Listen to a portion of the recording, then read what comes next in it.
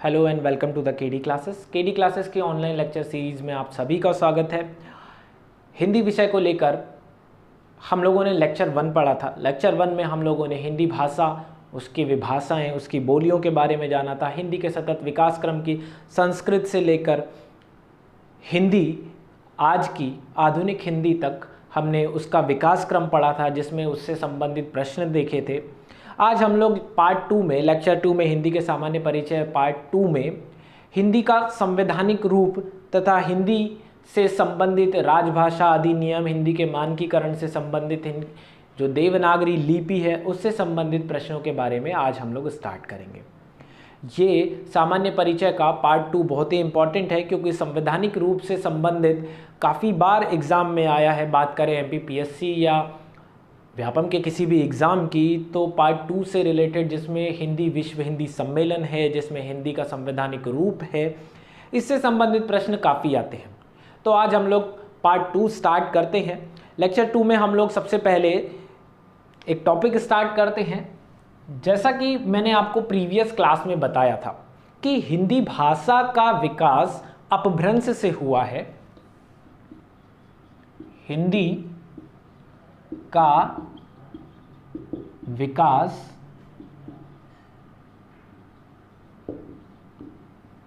अपभ्रंश भाषा से हुआ है। यह हम लोगों ने प्रीवियस क्लास में देखा था। अपभ्रंश जो कि लगभग 550 ईस्वी से 1100 साढ़े 1100 ईस्वी तक रही, और अवहट भी इसी समय थी। तब मैंने आपको एक बात भी बताया था कि हिंदी भाषा का विकास अवहट से ना होकर अपभ्रंश से हुआ है, जबकि अवहट का अगर आगमन देखा जाए तो लगभग 800 साढ़े 800 ईस्वी, मतलब बाद में अपभ्रंश बोली भाषा आई थी। परंतु अपभ्रंश से हिंदी का विकास क्यों माना जाता है, जिससे संबंधित प्रश्न भी आए हैं। तो आज हम लोग देख रहे हैं कि हिंदी का विकास अपभ्रंश भाषा से कैसे हुआ है। पहले हम लोग उसको एक चार्ट के माध्यम से थोड़ा समझ लेते हैं, फिर हम लोग हिंदी का संवैधानिक रूप पढ़ेंगे। चलिए, सबसे पहले आपको अपभ्रंश भाषा से हिंदी के विकास के लिए जानना पड़ेगा।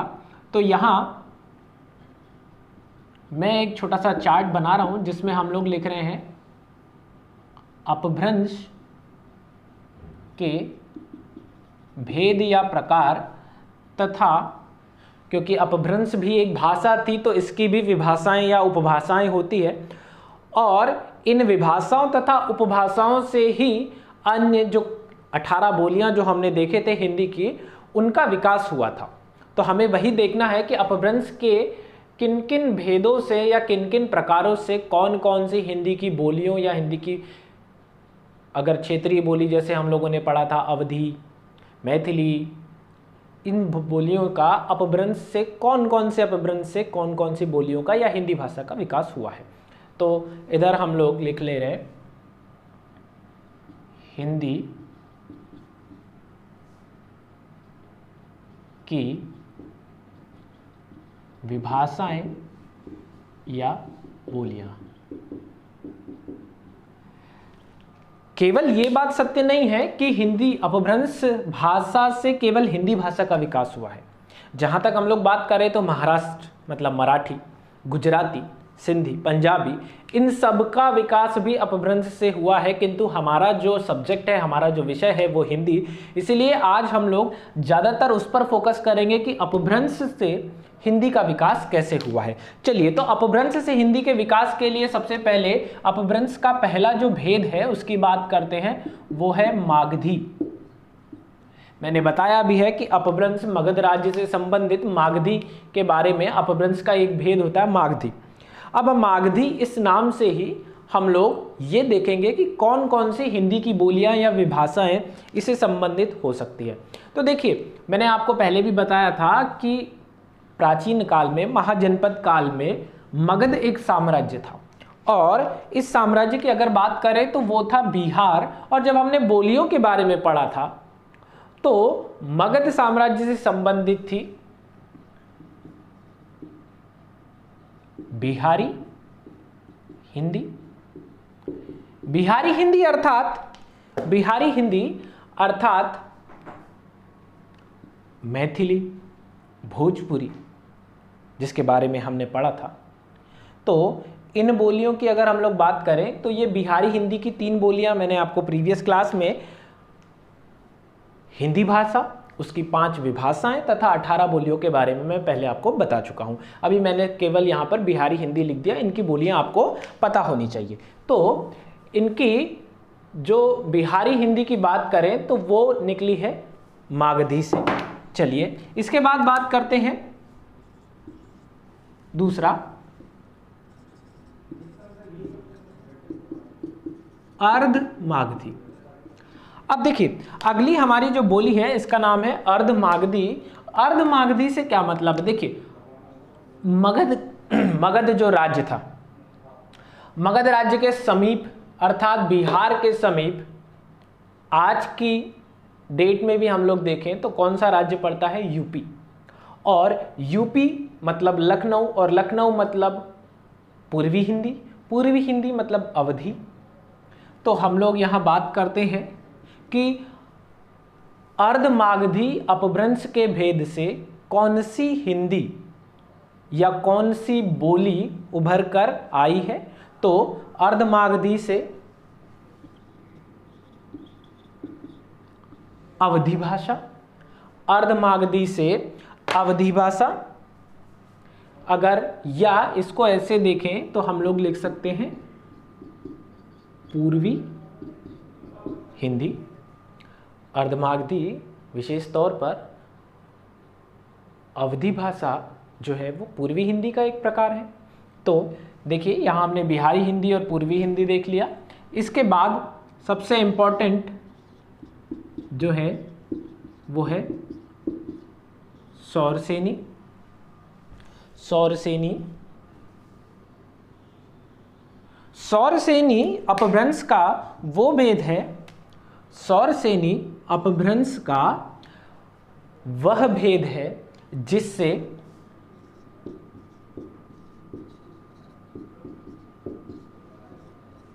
राजस्थानी हिंदी तथा पश्चिमी हिंदी उभर कर आई है या मिली है या प्राप्त हुई है। तो देखिए इस तरीके से ये प्रूफ हो जाता है कि हिंदी का विकास अपभ्रंश के भेदों से अर्थात अपभ्रंश भाषा से हुआ है। अच्छा, केवल मैंने आपको बताया कि अभी मैंने केवल हिंदी की बोलियां या विभाषाएं लिखा है, ऐसा नहीं है। सौरसेनी की अगर हम लोग बात करें तो यहाँ पर महाराष्ट्री या गुजराती या मराठी भी लिख सकते हैं।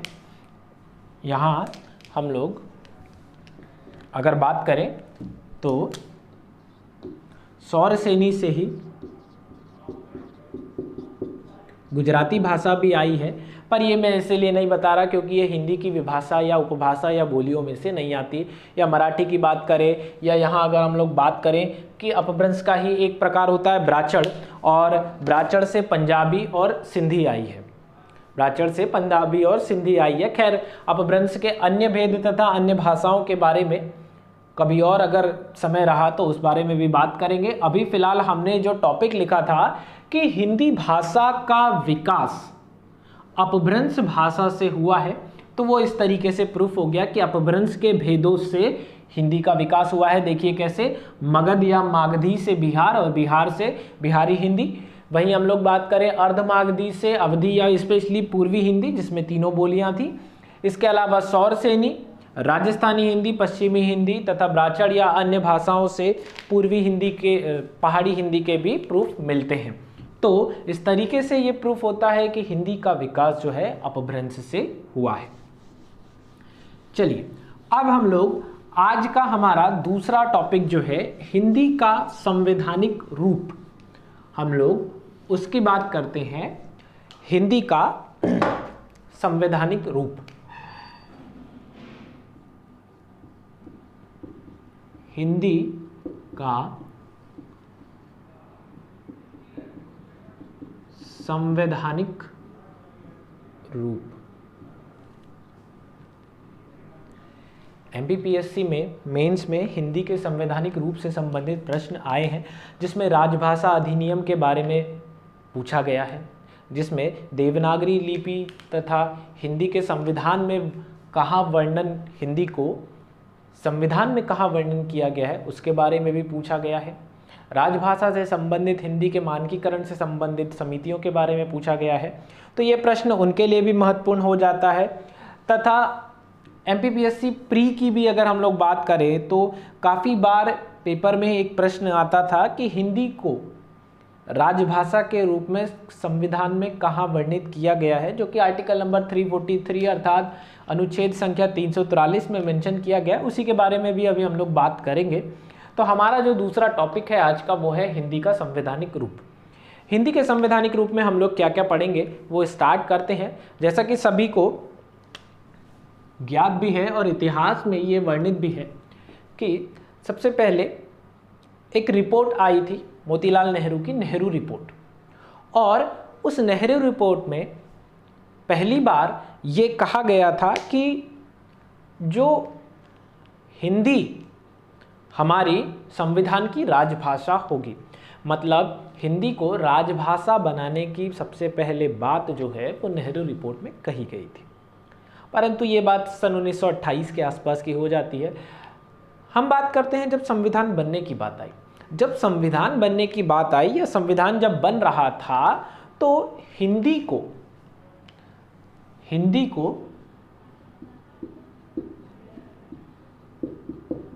राजभाषा बनाने का जो प्रस्ताव दिया था वो व्यक्ति थे गोपाल स्वामी आयंगर। गोपाल स्वामी आयंगर। ये प्रश्न पहले आ चुका है कि संविधान में हिंदी को राजभाषा बनाने का प्रस्ताव किसने दिया था। राजभाषा क्या होती है इसके बारे में हम लोगों ने पहले भी बात किया है। सरकारी कामकाज की, पत्र आदि व्यवहार की वो भाषा जो राजकीय भाषा के रूप में जानी जाती है वो वर्तमान में हमने हिंदी को मान्य रखा है। चलिए अब हम लोग बात करते हैं कि हिंदी के संवैधानिक रूप में प्रस्ताव दिया था गोपाल स्वामी अयंगर ने। भारतीय संविधान जब बना, सभी को पता है भारतीय संविधान 26 जनवरी 1950 को बनकर तैयार हुआ था, परंतु जब वह बनना स्टार्ट हुआ था तो अलग अलग विषयों पर चर्चा हुई थी और इसी तरह हिंदी को राजभाषा बनाने के लिए सभी लोग एकमत जब हुए और हिंदी को जब राजभाषा का दर्जा दिया गया तो वो डेट है 14 सितंबर 1949। 14 सितंबर वर्ष 1949 ये वो डेट है, ये वो दिनांक है जिस दिन हिंदी को राजभाषा के रूप में संविधान में जगह दी गई थी।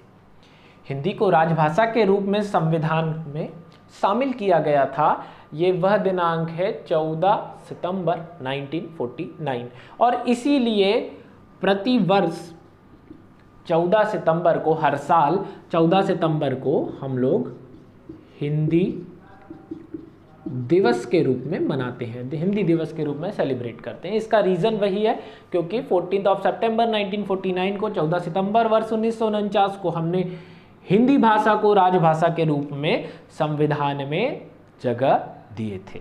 तो अभी हम लोग हिंदी का संवैधानिक रूप इसी तरीके से पढ़ते हैं कि हिंदी को जब हमने यहाँ राजभाषा के रूप में दर्जा दिया तो इसके साथ साथ काफ़ी सारे अलग अलग तथ्य थे जो हमें संविधान के आर्टिकल में मेंशन करना था, तो उसी बारे में हम लोग स्टार्ट करते हैं।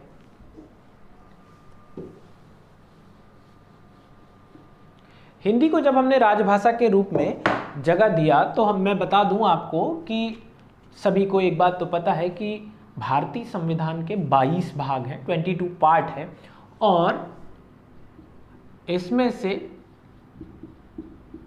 भाग 17 पार्ट 17 में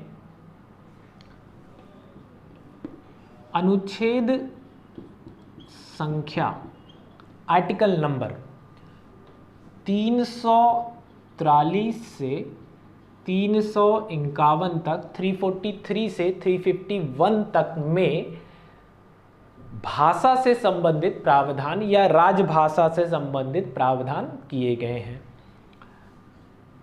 हिंदी राजभाषा से संबंधित या राजभाषा से संबंधित प्रावधान भारतीय संविधान के भाग 17 के अनुच्छेद संख्या 343 से लेकर 351 तक में वर्णन दिया गया है। तो ये प्रश्न आता है जिसमें से आपको याद रखना है कि भाग 17 में राजभाषा से संबंधित प्रावधान किए गए हैं। तो अभी हम लोग इन्हीं अनुच्छेदों के बारे में, इन्हीं आर्टिकल के बारे में छोटा छोटा सा डिस्क्रिप्शन देख लेते हैं, जो कि पीएससी के मेंस में भारतीय संविधान में हिंदी का संवैधानिक रूप वर्णन आ जाता है, तो जिसके बारे में हमें जानना जरूरी है। चलिए तो हम लोग बात करते हैं कि पार्ट 17 में आर्टिकल नंबर 343 से लेकर 351 के बीच में क्या वर्णन किया गया है। पहला आर्टिकल नंबर 343 अनुच्छेद संख्या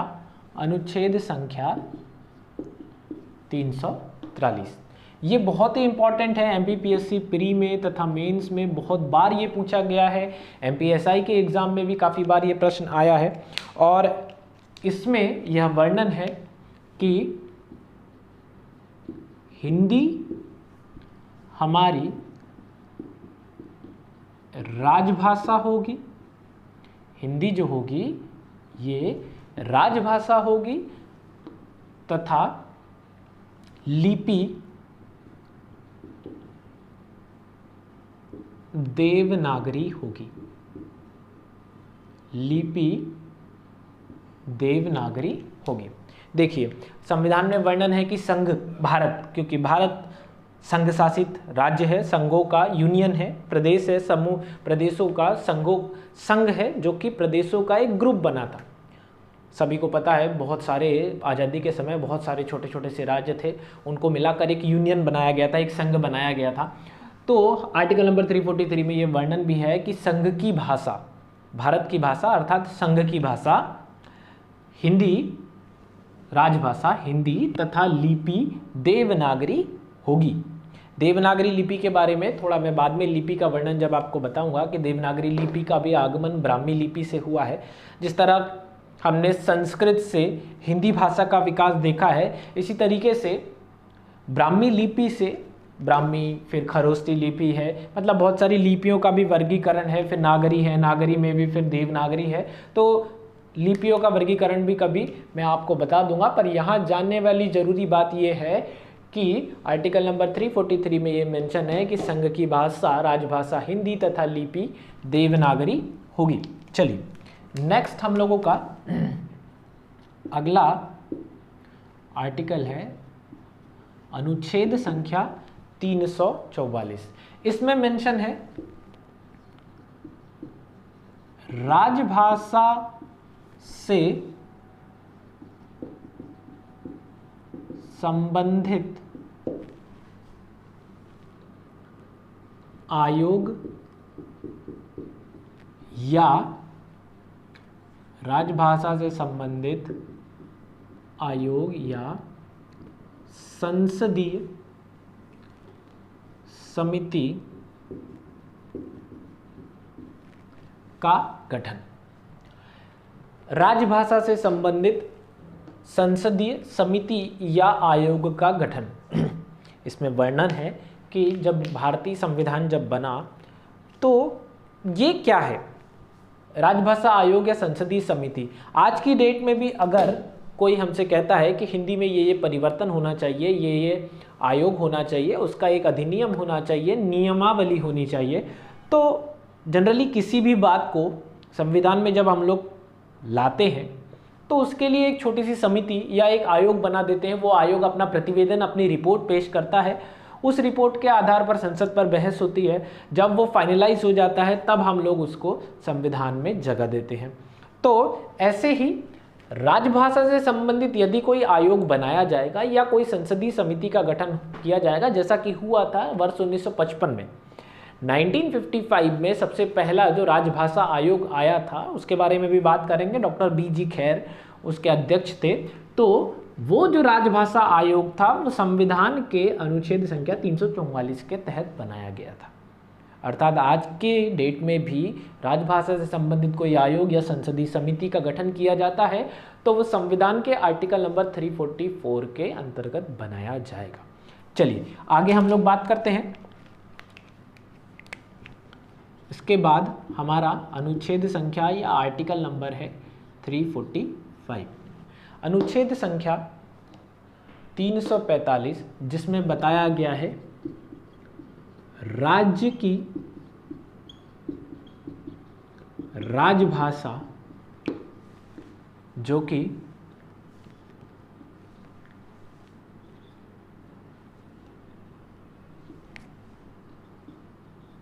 हिंदी या प्रादेशिक भाषा ऐसा निर्णय होने तक अंग्रेजी भाषा का प्रयोग जारी रहेगा। अब देखिए इसके बारे में मैं आप लोगों को थोड़ा सा समझा देता हूँ। देखिए आर्टिकल नंबर 345 में ये मेंशन है कि राज्य की राजभाषा क्या होगी।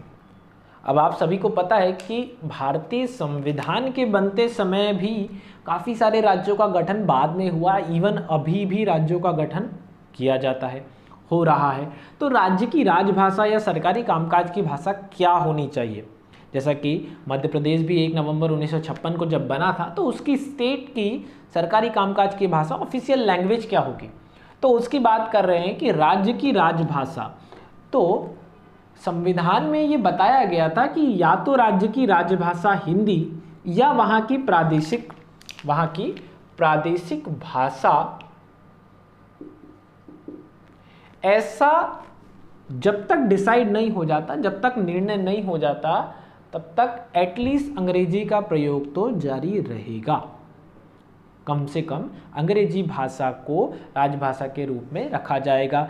और आज इसी वजह से सभी राज्यों में, क्योंकि काफ़ी सारे ऐसे राज्य हैं जहां पर अंग्रेजी का प्रयोग जारी रहा और अभी भी रहता है, इसीलिए हिंदी के अलावा आज हम लोग जब भी पत्र आदि व्यवहार की बात करते हैं, पत्राचार की बात करते हैं, तो ऑफिशियल लैंग्वेज या तो हम लोग अगर एमपी की बात करें तो या तो हिंदी या अंग्रेजी में यूज़ करते हैं। उसका बहुत बड़ा रीज़न ये है कि यहाँ अंग्रेजी भाषा का प्रयोग भी जारी रहा। ऐसे जैसे नागालैंड जैसे राज्यों में, ऐसे राज्यों में प्रादेशिक भाषा और हिंदी को जगह न देते हुए अंग्रेजी भाषा का ही प्रयोग किया गया और इसीलिए वहाँ की स्टेट लैंग्वेज भी अंग्रेजी आज भी है। तो राज्य की राजभाषा के बारे में अनुच्छेद संख्या 345 से पता चलता है। चलिए आगे बात करते हैं। अनुच्छेद संख्या 346। अनुच्छेद संख्या 346 इसमें हमें मेंशन है कि दो राज्यों के बीच अथवा राज्य और संघ के बीच, यूनियन के बीच, सेंट्रल के बीच, स्टेट और सेंट्रल की बात कर रहे हैं हम लोग, दो राज्यों के बीच अथवा राज्य और संघ के बीच पत्र व्यवहार की भाषा। तो पत्र व्यवहार की भाषा क्या होनी चाहिए इसके बारे में मेंशन किया गया है आर्टिकल नंबर 346 में। दो राज्यों के बीच, देखिए जो कि हमेशा से होता आया है कि जितने भी इंटर स्टेट, अंतर्राज्यीय जितने टाई अप जो होते हैं, जितने भी कोई अनुबंध होते हैं, तो उन अनुबंधों की बात करें, जैसे डैम या national park, national highways, Indian railway, ऐसे सेंट्रल लिस्ट, कॉन्करेंट लिस्ट, इस तरीके की ऐसे लिस्ट में काफ़ी सारे ऐसे सब्जेक्ट हैं, काफ़ी सारे ऐसे विषय हैं। खासकर हम लोग बात कर रहे हैं जैसे नदियों की या डैम की, सरदार सरोवर एक उसका बड़ा अच्छा सा एग्जाम्पल है। 4 राज्यों की संयुक्त परियोजना है जिसमें एमपी, मध्य प्रदेश, राजस्थान, गुजरात, महाराष्ट्र और इसकी अगर हम लोग बात करें तो यहाँ जैसे कावेरी जल विवाद भी हुआ था बीच में। तो अलग अलग राज्य अगर कोई अनुबंध करते हैं तो कुछ राज्यों में मराठी, गुजराती, या केरल साइड की बात करें तो तमिल, तेलुगु या कन्नड़। तो कुछ ऐसे अलग अलग भाषाओं के भिन्नता होने के कारण कोई एक कॉमन लैंग्वेज तो होना चाहिए था जिसके बीच में डिस्क्रिप्शन हमें मिले। तो यहाँ ये मेंशन किया गया कि जिन राज्यों की प्रादेशिक भाषा हिंदी है या राजभाषा, उन लोगों ने हिंदी में वर्णन दिया है तो राजभाषा, तो यहाँ अगर भिन्नता होती है तो अंग्रेजी में ही उसका प्रयोग जारी रहेगा, अर्थात पत्र आदि व्यवहार की जो भाषा रहेगी वो अंग्रेजी रहेगी या हिंदी होगी, क्योंकि हिंदी हमारी राजभाषा के रूप में यूज में आई थी। इसके अलावा आपकी प्रादेशिक भाषा में यहाँ पत्र आदि व्यवहार में बात नहीं की जाएगी। जैसे मराठी, या आप मध्य प्रदेश में कभी पत्र व्यवहार अगर बाहर के स्टेट वाले अगर कोई करते हैं तो आप तेलुगु या मराठी में पत्रादि व्यवहार नहीं भेज सकते, उसके लिए आपको माध्यम अंग्रेजी देना होगा। ज़्यादातर तो क्योंकि मैक्सिमम राज्यों में, साउथ के राज्यों में नीचे हिंदी का उपयोग कम होता है, इसीलिए पत्रादि व्यवहार में अंग्रेजी की भाषा उपयुक्त होती है। तो यहाँ आर्टिकल नंबर 346 में मेंशन है, दो राज्यों के बीच अथवा राज्य और संघ के बीच पत्र व्यवहार की जो भाषा है वो आर्टिकल नंबर 346 में मेंशन है। चलिए अब हम लोग बात करते हैं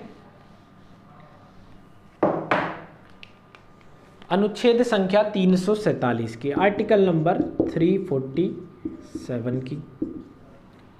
इसमें पहले मैं ये लिख दे रहा हूं, फिर आप लोगों को समझा दूंगा। राज्य के किसी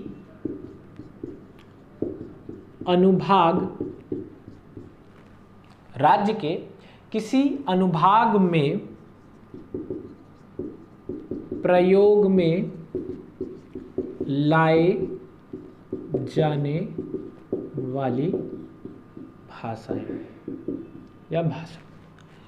राज्य के किसी अनुभाग में प्रयोग में लाए जाने वाली भाषा से संबंधित विवरण है, अर्थात अगर हम लोग इसको माने कि एमपी में राज्य का कोई अनुभाग, मतलब जैसे बुंदेलखंड, बघेलखंड, मालवांचल, उसके किसी क्षेत्रीय अनुभाग में प्रयोग में लाए जाने वाली भाषा अर्थात मालवी, बुंदेलखंडी, बघेलखंडी या बुंदेली या बघेली, ऐसी भाषा।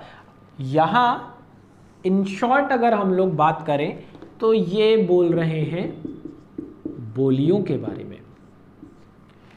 तो राज्य के किसी अनुभाग में प्रयोग में लाए जाने वाली भाषाएं, विभाषाओं के बारे में डिस्क्रिप्शन है, अर्थात आर्टिकल नंबर 347 में बोलियों के बारे में बताया गया है कि उसके किसी अनुभाग में ये मेंशन किया जाएगा जो प्रयोग में लाई जाने वाली भाषा रहेगी। चलिए अब हम लोग बात करते हैं अनुच्छेद संख्या 348। अनुच्छेद संख्या 348, इसके बारे में अगर हम लोग बात करें तो यहाँ उच्चतम न्यायालय, अर्थात इसको सुप्रीम कोर्ट हम लोग कहते हैं, सुप्रीम कोर्ट, उच्च न्यायालय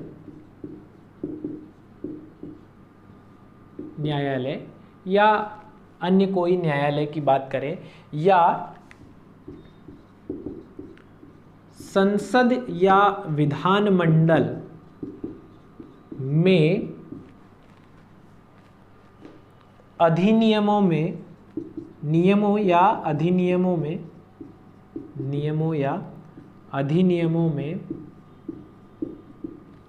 प्रयोग में लाए जाने वाली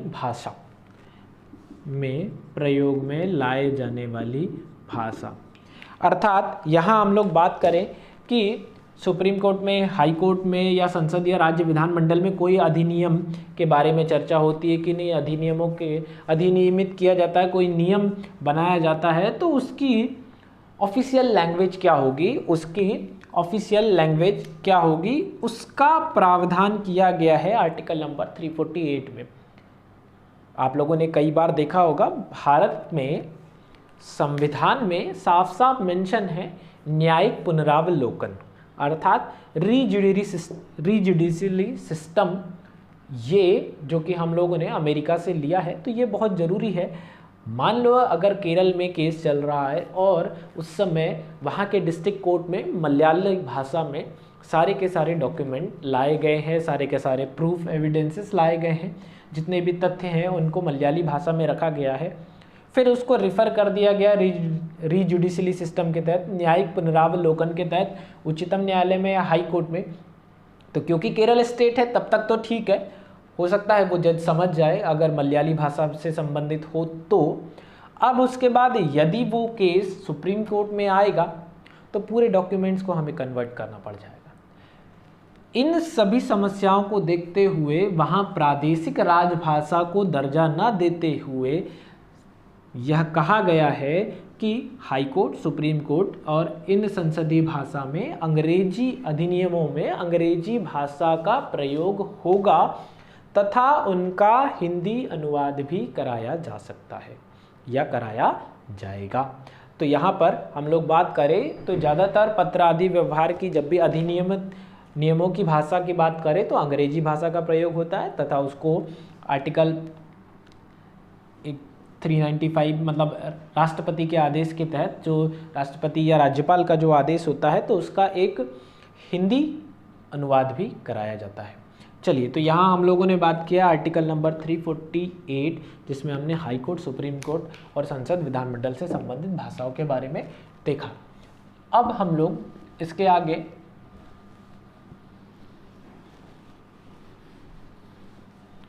दो से तीन जो इम्पोर्टेंट आर्टिकल है संविधान के उससे संबंधित समझते हैं। चलिए, अनुच्छेद संख्या 348 के बाद में अनुच्छेद संख्या 349 आर्टिकल नंबर 349। आर्टिकल नंबर 349 ये क्या कहता है ये समझिए।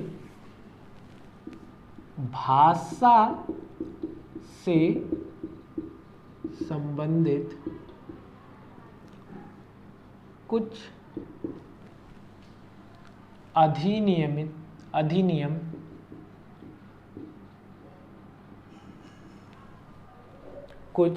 अधिनियम या नियम अधिनियमित करना, अर्थात जिसकी हम लोग बात कर रहे हैं लागू करना, इन्फोर्समेंट, लागू करने से संबंधित अधिनियमन से संबंधित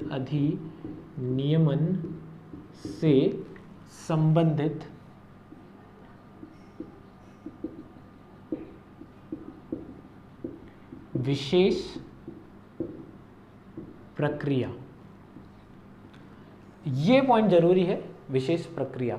तो ये क्या प्रक्रिया होनी चाहिए जिससे हम लोग कुछ विधियां, कुछ जब भी हम लोग बात करें यहाँ पर कोई कानून लाते हैं, कुछ विधियां जब भी लाते हैं तो विधियों को अधिनियमित करना पड़ता है, लागू करना पड़ता है। तो राजभाषा से संबंधित जब भी कोई विधियां अधिनियमित करते हैं, अधिनियमन उनका होता है, तो उसकी क्या विशेष प्रक्रिया होगी उसके बारे में यहाँ पर मेंशन किया गया है। नॉर्मली हमारे यहाँ कॉन्स्टिट्यूशन में 3 तरीके से संशोधन होते हैं। विशेष प्रक्रिया की जब भी बात करें तो क्योंकि हिंदी हमारी राजभाषा है और इसमें परिवर्तन यदि किया जाए तो पूरे भारतवर्ष में परिवर्तन होगा, क्योंकि सभी राज्यों में प्राथमिक शिक्षा में सभी राज्यों में हिंदी को पढ़ाया जाता है, उसके बारे में बताया जाता है। तो अगर कोई विशेष प्रक्रिया के तहत उसमें कोई विधियाँ अधिनियमित करा जाता है तो हमें राज्यों की भी सहमति लगती है, केंद्र की भी सहमति लगती है। जिस तरीके से विशेष प्रक्रिया अगर हम लोग बात करें, विशेष संशोधन की बात करें, जैसे जीएसटी ऐसे कुछ विशेष संशोधन में आता है जिसमें राज्य की सहमति भी आवश्यकता लगती है। तो हिंदी में भी अगर हम लोग बात करें तो हिंदी क्योंकि हमारी राजभाषा है और इसमें भी राज्यों से संबंधित चीज़ों के बारे में आता है, क्योंकि वो प्रादेशिक भाषा, जैसे 10 राज्यों की प्रादेशिक भाषा हिंदी है। अभी उनके बारे में भी हम लोग चर्चा करेंगे कि वो 10 राज्य कौन कौन से हैं। तो इसीलिए विशेष प्रक्रिया के तहत इसका अधिनियमन किया जाता है। चलिए, अब हम लोग बात करते हैं आर्टिकल नंबर 350, अनुच्छेद संख्या 350। इसमें मैं आप लोगों के लिए इन शॉर्ट हम लोग लिख रहे हैं लोक शिकायतों की भाषा। लोक शिकायतों की भाषा, लोक शिकायतों की भाषा। चलिए, अगर हम लोग इसके बारे में मेंशन करें तो आपके संविधान में कुछ ऐसा मेंशन है कि लोगों की व्यथा के निवारण के लिए, व्यथा के निवारण के लिए जो शिकायत हम लोग सरकार से या सरकारी किसी भी कर्मचारी या अधिकारियों से जब करते हैं तो उसकी भाषा क्या होनी चाहिए, पत्र व्यवहार की भाषा क्या होनी चाहिए। एज सिंपल एज दैट हम लोग बात करें तो 2005-06 के बाद इसको हम लोग आरटीआई के रूप में देखते हैं, है ना।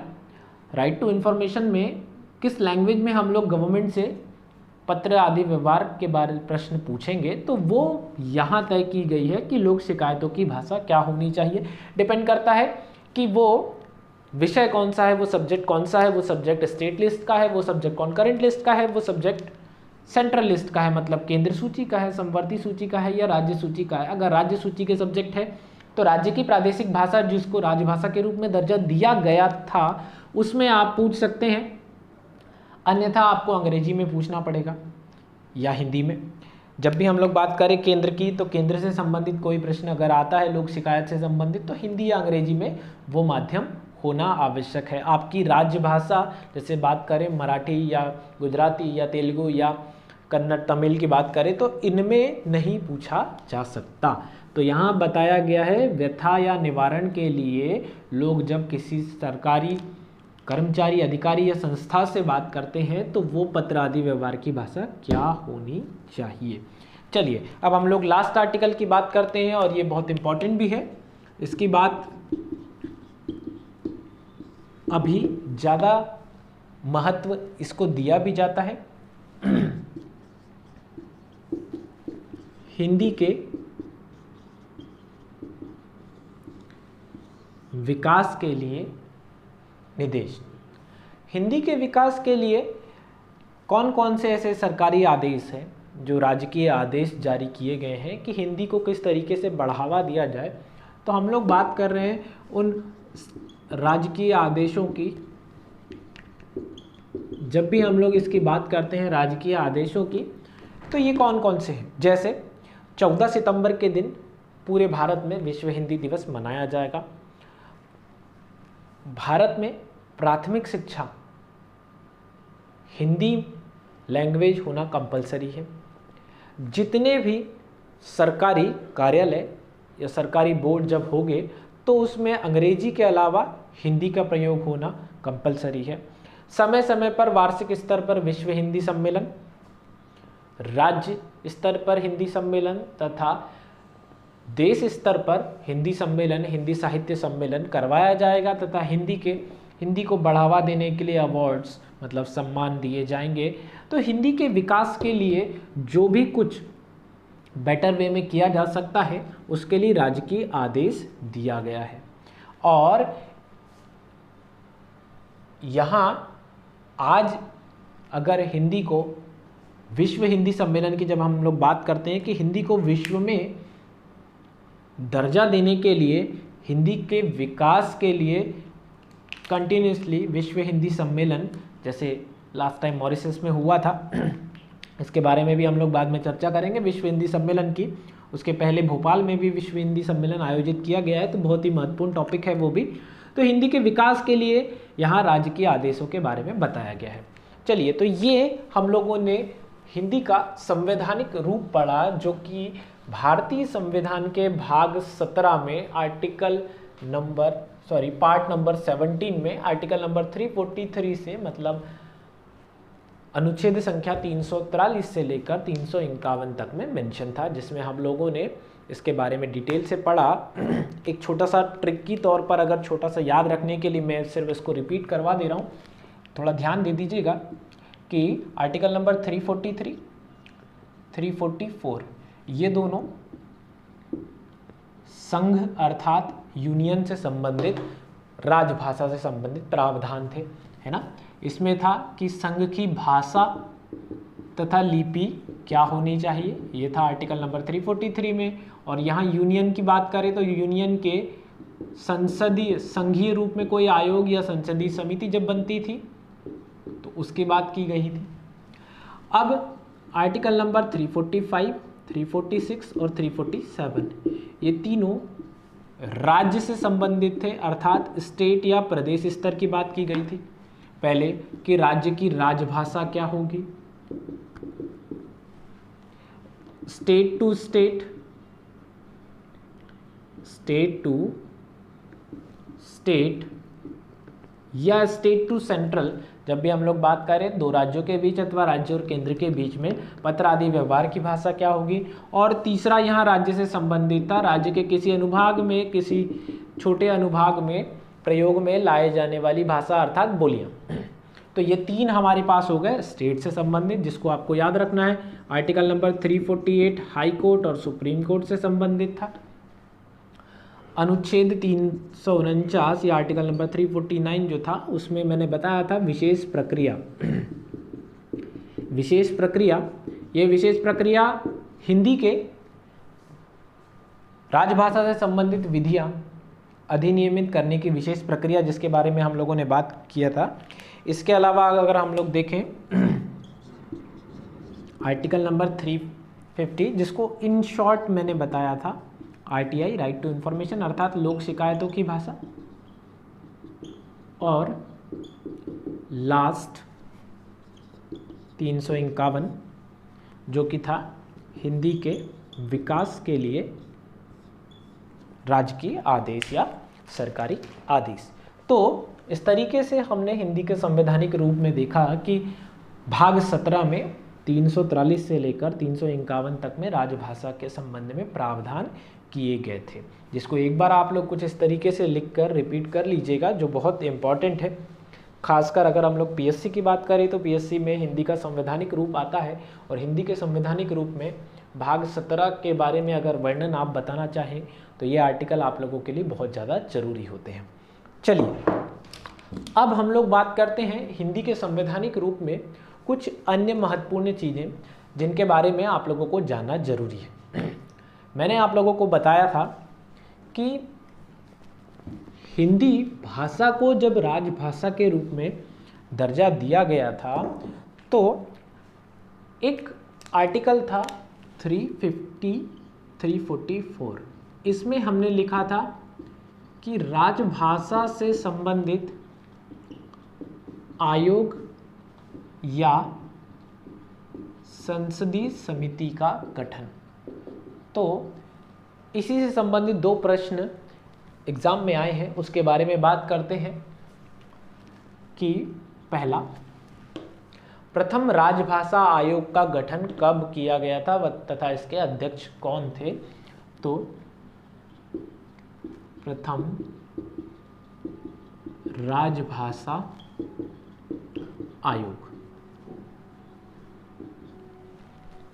इस संविधान में वर्णित है कि संविधान के बनने के 5 वर्ष के उपरांत राजभाषा से संबंधित आयोग तथा संसदीय समिति का गठन किया जाएगा, जिसमें राजभाषा के मानकीकरण से संबंधित मेंशन भी है। लगभग 1966, 1967 में मानकीकरण से संबंधित काफ़ी सारे प्रकाशन, काफ़ी सारे पब्लिकेशन हुए थे, काफ़ी सारा मुद्रण हुआ था, प्रकाशन हुआ था, जिसमें हम लोग हिंदी वर्णमाला का प्रकाशन, मानक हिंदी वर्णमाला का प्रकाशन, मानक हिंदी वर्तनी का प्रकाशन, ये सब कुछ हुआ है। अभी हम लोग पहले बात कर लेते हैं कि हिंदी में राजभाषा आयोग से संबंधित आया था प्रथम राजभाषा आयोग, जो कि आया था 7 जून 1955 में। 7 जून 1955 में राजभाषा आयोग से संबंधित पहला राजभाषा आयोग बनाया गया था और B.G. खेर इसके अध्यक्ष थे। बाला साहेब गंगाधर खैर इनका फुल फॉर्म है, याद रखिएगा, बाला साहेब गंगाधर खैर। ये बहुत ही इंपॉर्टेंट क्वेश्चन है व्याकरण के पॉइंट ऑफ व्यू से भी। MPSI के पेपर में भी काफ़ी बार ये प्रश्न आया है कि राजभाषा के अध्यक्ष कौन थे। राजभाषा के प्रथम राजभाषा अध्यक्ष कौन थे, क्योंकि एक ऑप्शन सीधा सीधा आएगा, मैं आप लोगों को बता दूं, अभी आगे हम लोग उस बारे में भी मेंशन करेंगे। एक ऑप्शन आएगा जी.वी. पंत, ये एक संसदीय समिति थी, उसके बारे में हम लोग बाद में मेंशन करेंगे, तो इस पे कंफ्यूज नहीं होना है। प्रथम राजभाषा आयोग के अध्यक्ष थे बी.जी. खैर, याद रखिएगा, बी.जी. खैर प्रथम राजभाषा आयोग के अध्यक्ष थे, ना कि जी.वी. पंत, है ना। यहाँ हम लोग इनका नाम फिर से देख लेते हैं, बाला साहेब गंगाधर खैर। ये राजभाषा आयोग बनाया गया था वर्ष 1955 में। इसके अलावा एक संसदीय समिति जिसकी बात अभी हम लोग कर रहे थे, उसके बारे में भी मेंशन कर देते हैं। एक संसदीय समिति बनाई गई थी, राजभाषा संसदीय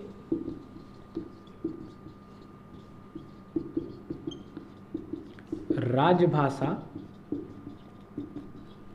समिति, संसदीय राजभाषा समिति। संसदीय राजभाषा समिति की बात करें तो 16 नवंबर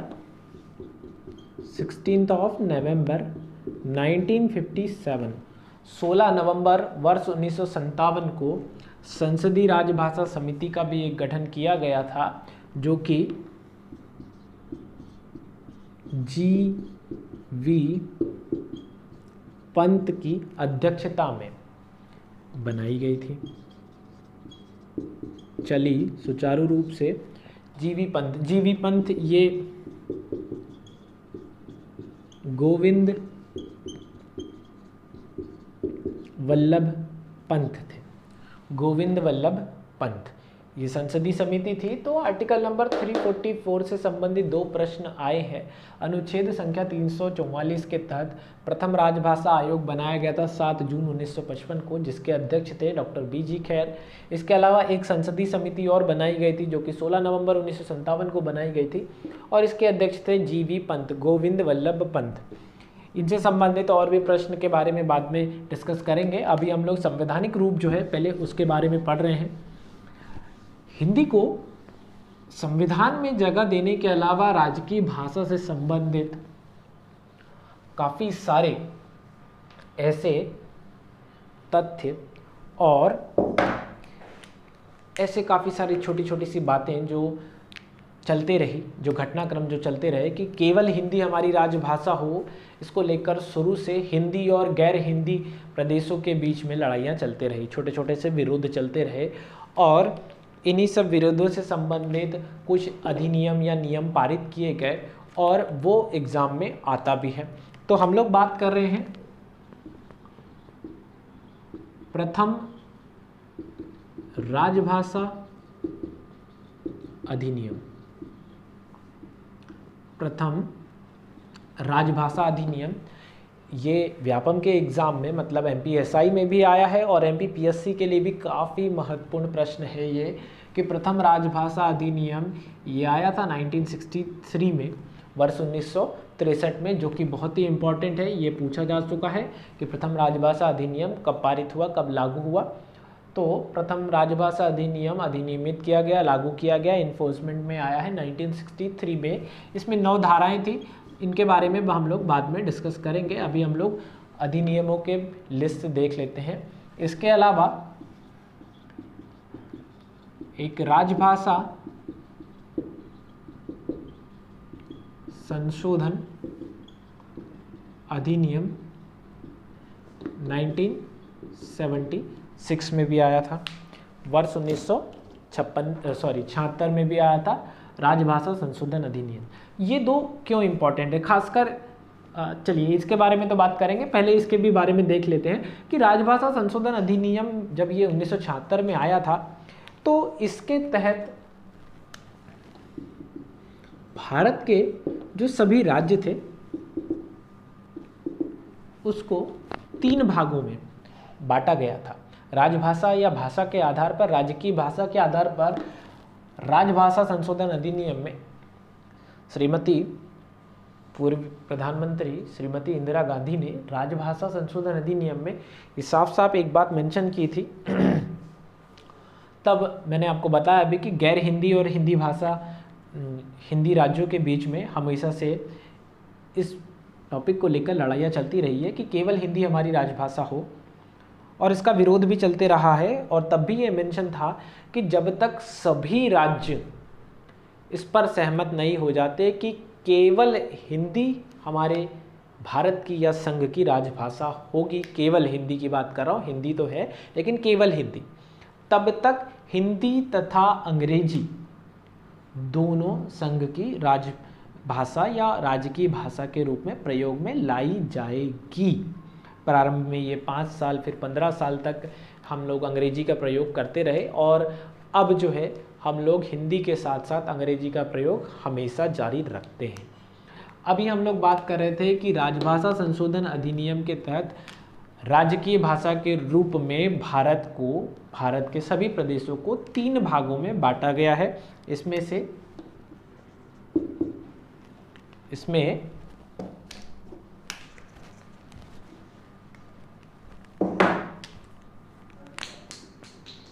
भाग क पार्ट ए में इन राज्यों के बारे में भी मैं बताऊंगा। सभी 10 राज्य, या अभी तो 10 की बात करते हैं, या सभी राज्य, चलिए सभी राज्य जिसमें पत्र व्यवहार हिंदी भाषा में होता है, अर्थात जिन प्रदेशों की प्रादेशिक भाषा हिंदी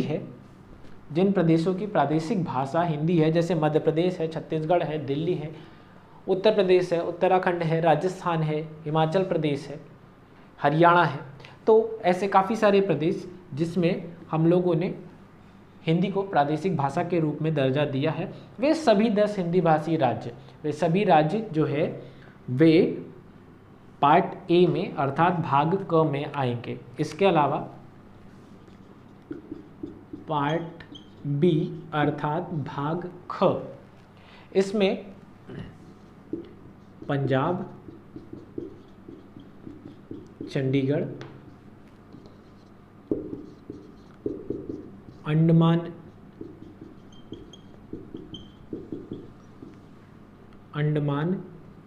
निकोबार, पंजाब, चंडीगढ़, अंडमान निकोबार तथा गुजरात, इन राज्यों में पत्र व्यवहार की बात करें या पत्राचार के लिए हिंदी तथा अंग्रेजी दोनों में पत्र व्यवहार होता है। हालांकि यहाँ पर भी अगर हम लोग जब बात करें तो सेंट्रल लिस्ट की जब बात करें तो काफ़ी समय जो पत्र व्यवहार की जो भाषा है वो अंग्रेजी होती है, किंतु यहाँ जब हम लोग बात करते हैं तो अंग्रेजी में पत्र व्यवहार की भाषा होनी चाहिए, होती है, साथ ही हिंदी भी होती है। यहाँ क्योंकि प्रादेशिक भाषा जो है वो हिंदी है तो केवल हिंदी में भी पत्र व्यवहार होता है, राजकीय रूप में, राजभाषा के रूप में होता है। अब हम लोग बात करते हैं भाग ग या पार्ट सी की, जिसमें अन्य सभी राज्य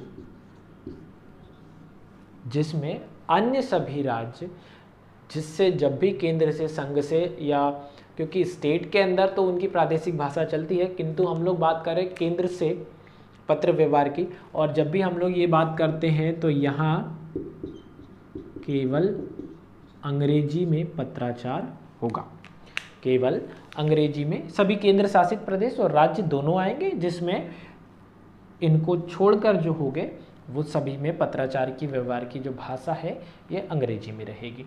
तो इस तरीके से राजभाषा संशोधन अधिनियम 1976 के तहत भारत के सभी प्रदेशों तथा केंद्र शासित राज्यों को 3 भागों में डिवाइड करके रखा गया है, जिसमें पार्ट ए या भाग क सभी राज्य जिसमें पत्र व्यवहार की भाषा, प्रादेशिक भाषा जिसमें हिंदी मानी गई है। इसके अलावा भाग ख में पंजाब, चंडीगढ़, अंडमान निकोबार तथा गुजरात है, इसमें हिंदी और अंग्रेजी भाषा में पत्र व्यवहार की भाषा केंद्र से बताई गई है, तथा भाग ग में सभी राज्य जिसमें पत्र व्यवहार की भाषा अंग्रेजी में रहेगी।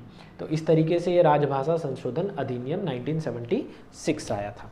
चलिए, तो भारतीय संविधान में हिंदी के संवैधानिक रूप में अभी हमने राजभाषा आयोग के बारे में देखा, संसदीय समिति के बारे में देखा, संविधान में राजभाषा को कहाँ वर्णन किया गया है उसके बारे में जाना, तथा उससे संबंधित अभी हम लोगों ने यहाँ राजभाषा अधिनियम 1963 तथा 1976 के बारे में भी जाना। अब जो हम लोगों का लेक्चर 3 जो रहेगा, नेक्स्ट जो हमारा पार्ट रहेगा, उसमें हम लोग भाषा के मानकीकरण से संबंधित तथा अन्य प्रश्न जो हिंदी के सामान्य परिचय से संबंधित, जैसे विश्व हिंदी सम्मेलन है या केंद्रीय तथा राज्य स्तर पर जो साहित्य सम्मेलन होते हैं, हिंदी के जो साहित्य सम्मेलन होते हैं, और अवधि या ब्रजभाषा से संबंधित जो क्वेश्चन प्रश्न आए हैं पहले, तो अन्य छोटे छोटे से तथ्यों के बारे में पार्ट 3 में इसको कवर अप करेंगे, जिससे हिंदी का सामान्य परिचय हमारा कंप्लीट हो जाएगा। तो हिंदी के सामान्य परिचय की सीरीज़ में 3 पार्ट में हम लोग इसको डिवाइड करके पढ़ रहे हैं। पहले पार्ट में मैंने आपको हिंदी भाषा का विकास कैसे हुआ, हिंदी भाषा का सतत विकास क्रम क्या था, इसके बारे में बताया। हिंदी भाषा तथा उसकी 5 विभाषाएं तथा 18 बोलियों के बारे में हम लोगों ने पढ़ा।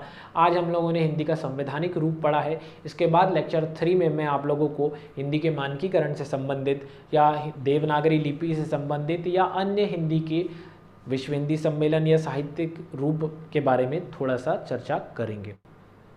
अगर हम लोग बात करें लेक्चर 2 की, तो आप लोग जब भी अगर कोई प्रश्न अगर आपके मन में आता है, तो ये बात मैं बताना भूल गया था, इसलिए मैं बोल दे रहा हूँ कि अगर कोई डाउट अगर आप लोगों को रहता है तो आप कमेंट बॉक्स में लिख लीजिएगा। उसके प्रश्नों के उत्तर हम लोग देने की कोशिश करेंगे, और ये टॉपिक एंड होने के बाद में ट्राई करेंगे कि प्रीवियस ईयर में आए हुए कुछ क्वेश्चनों के बारे में भी डिस्कशन कर सकें। Thank you for watching this video. Thank you.